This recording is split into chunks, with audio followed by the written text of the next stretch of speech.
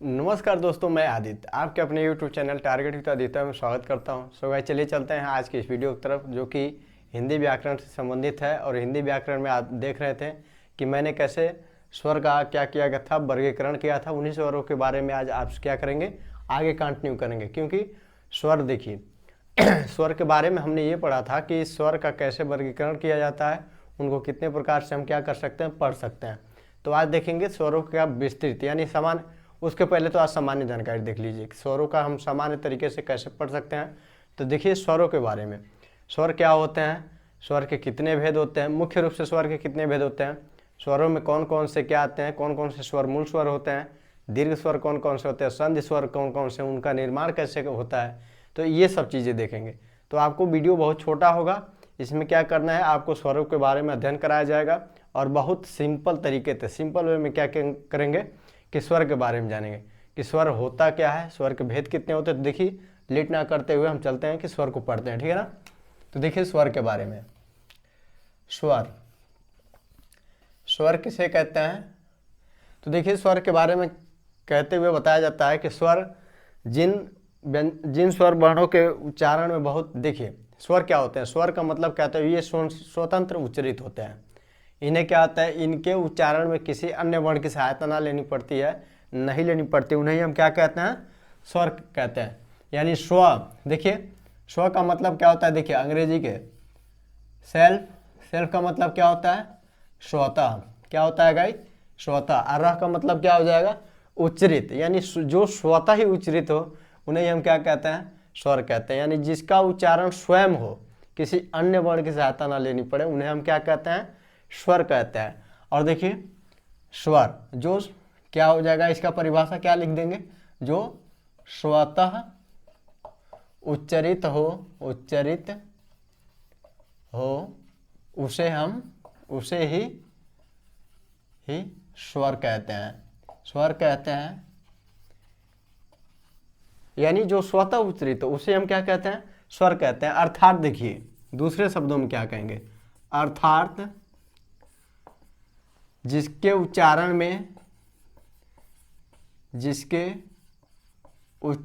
में किसी अन्य वर्ण की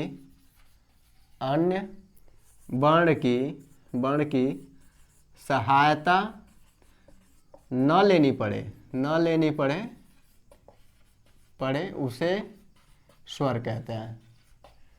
यानी गाइस, जिसके उच्चारण में हमें किसी अन्य वर्ण की सहायता न लेनी पड़े उसे हम क्या कहते हैं, स्वर कहते हैं। स्वर कहने से ही पता चल रहा है। देखिए स्वर क्या, आप गाने देखते होंगे, जो डायरेक्टर जो गाने का एल्बम होता है उसके ऊपर क्या लिखा होता है कि स्वर, और उसके आगे क्या लिखा होता है कि जिसने क्या किया हो उसको आवाज़ दिया हो। यानी आवाज़, जब कोई व्यक्ति क्या करता है, वो जब कोई भी पहला वो क्या करता है, माने अभिव्यक्ति करता है, तो वह स्वरों का ही क्या करता है, अभिव्यक्ति करता है, ठीक है ना। बाद में उससे क्या होता है, व्यंजन उससे कनेक्ट होते हैं। तो देखिए स्वर यानी जो स्वयं उच्चरित हो उसे हम क्या कहते हैं, स्वर। और स्वर के भेद देख लिए क्या होता है। देखिए स्वर के मुख्य रूप से देखिए दो ही होते हैं, लेकिन तीन हम देख लेते हैं, ठीक है ना। वे कौन कौन से हैं, देखिए ह्रस्व स्वर, और क्या होता है, दीर्घ स्वर, और क्या होता है गाइस, प्लुप्त स्वर। प्लुप्त स्वर, देखिए ह्रस्व स्वर, दीर्घ स्वर, प्लुप्त स्वर। ह्रस्व का मतलब क्या होता है गाइस, ह्रस्व का मतलब होता है लघु होता है। क्या होता है, लघु, या इसे हम क्या कह सकते हैं, या इसे मूल कह सकते हैं। लघु या मूल स्वर, क्या कह सकते हैं, लघु या मूल स्वर।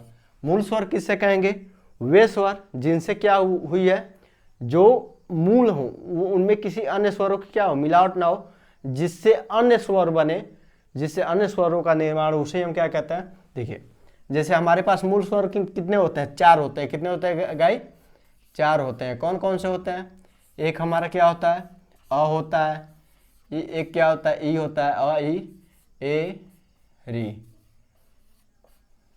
देखिए अ होता है, ई होता है, और क्या होता है, देखिए एक मिनट गाइस, ऊ होता है। अ अ ई उ री, ये हमारे क्या है, 4 मूल स्वर होते हैं। क्या होते हैं, 4 मूल स्वर होते हैं। और यही हमारे क्या होते हैं, देखिए इनके उच्चारण में बहुत कम समय लगता है। इनकी परिभाषा दिया जाए तो ह्रस्व स्वर वे स्वर होते हैं जिनके उच्चारण में बहुत ही कम समय लगता है, उसे हम क्या कहते हैं, ह्रस्व स्वर कहते हैं। ह्रस्व स्वर, ह्रस्व यानी मूल स्वर होते हैं यही।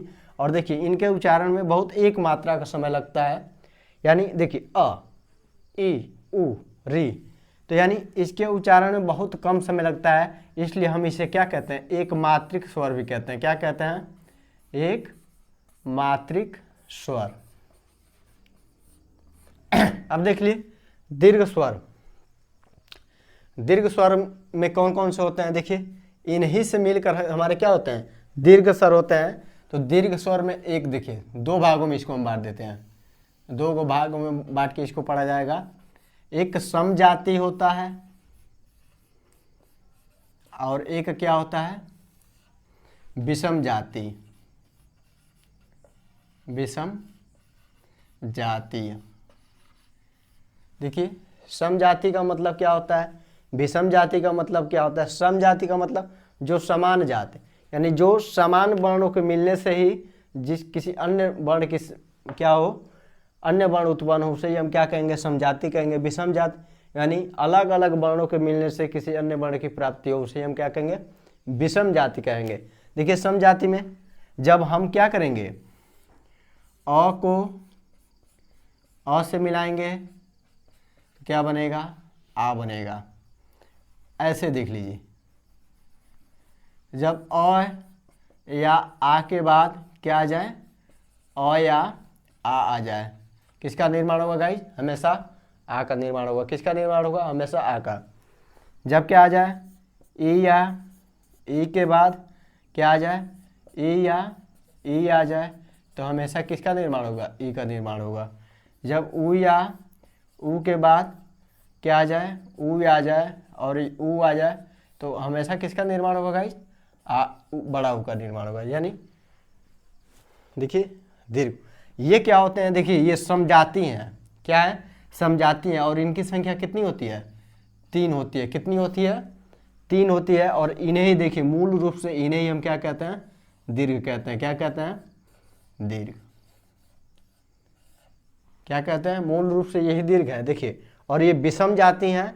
विषम जाति यानी जब देखिए इनसे कोई अल्टरनेट, जब हमने क्या किया, विषम जाति कौन कौन है, अब इसके बाद कौन कौन सा बचा, ए बचा हमारे पास, ए बचा, ओ बचा, और क्या बचा, ओ बचा।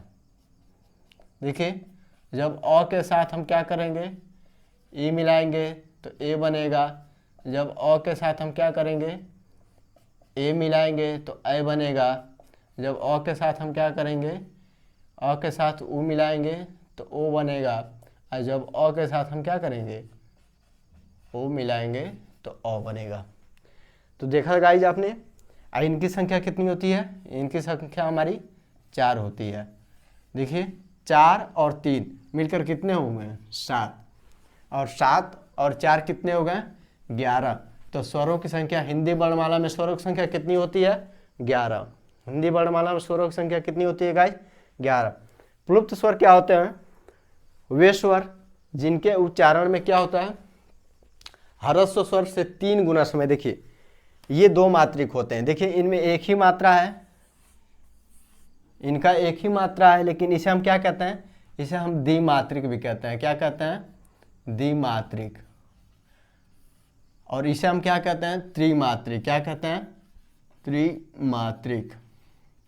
अब आपके समय क्या होता है कि प्लुप्त स्वर किसे कहते हैं, तो बताएंगे आप कि प्लुप्त स्वर वे स्वर होते हैं जिनके उच्चारण में 3 गुना समय लगता है, ह्रस्व स्वर से 3 गुना समय लगता है, उसे हम क्या कहते हैं, प्लुप्त स्वर कहते हैं। जैसे हो गया आपका कोई भी आपका क्या हो जाए, विस्मय आदि जो हो जाए, जैसे ओम हो गया,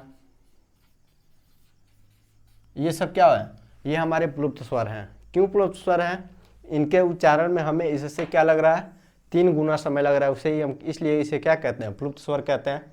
क्यों कहते हैं ये बताइए। आप दूर खड़े व्यक्ति को एक समय यानी एक छोटे से आवाज़ से आप उसको क्या करते हैं, संबोधित कर सकते हैं और वो आपकी आवाज़ सुन सकता है, नहीं, ऐसा नहीं हो सकता। क्यों नहीं हो सकता है? कि जब अपनी आवाज़ को कुछ समय तक उसको क्या करेंगे, खिंचाव नहीं करेंगे, तब तक वो आपकी आवाज़ नहीं सुन सकता है। इसलिए हम क्या करते हैं, उसमें जो लास्ट वाला वर्ण होता है, जो अंतिम वर्ण होता है, उसमें हम क्या करते हैं, थोड़ा सा बल लगाते हैं, खिंचाव उत्पन्न करते हैं। इसीलिए क्या होता है, वो आवाज़ क्या कर सकता है, गूंजता है और उस व्यक्ति के पास पहुंच जाता है, जिससे आपकी वो आवाज़ उसको आसानी से सुनाई दे देती है। उसके कारण वो हमारी आवाज़ को क्या करता है, सुन सकता है।